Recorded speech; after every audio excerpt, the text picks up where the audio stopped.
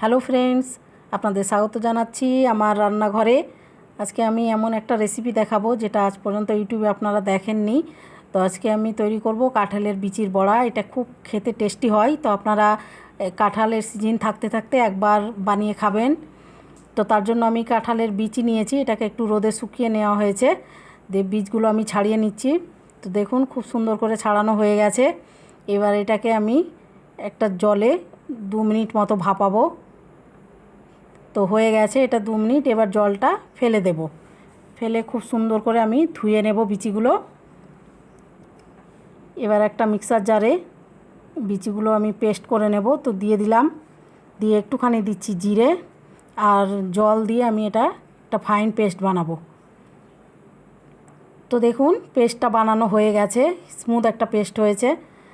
এর মধ্যে আমি এবারে দিয়ে দেব বেসন 1.5 চামচ, চায়ের চামচের, আর দেব 1.5 চামচ কর্নফ্লোর,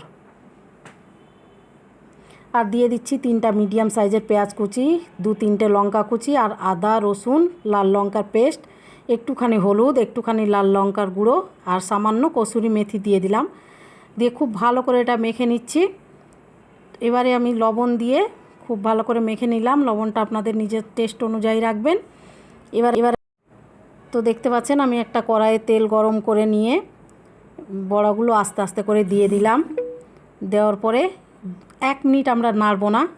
1 মিনিট দাঁড়িয়ে নাড়লে খুব সুন্দর হয়ে উল্টানো যায়। তো দেখতে পাচ্ছেন আমি আস্তে আস্তে করে বড়াগুলো এবারে উল্টে নেব।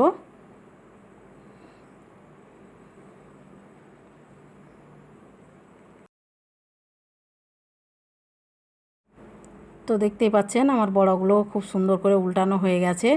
এবারে আমি লাল করে উল্টে পাল্টে ভেজে নেব। তো দেখুন বড়াগুলো ভাজা হয়ে গেছে। তেল ঝরিয়ে উঠিয়ে নিলাম।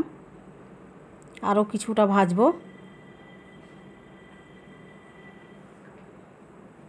তো বন্ধুরা দেখুন আমি আরও কিছুটা ভেজে একসঙ্গে নিয়ে আসলাম।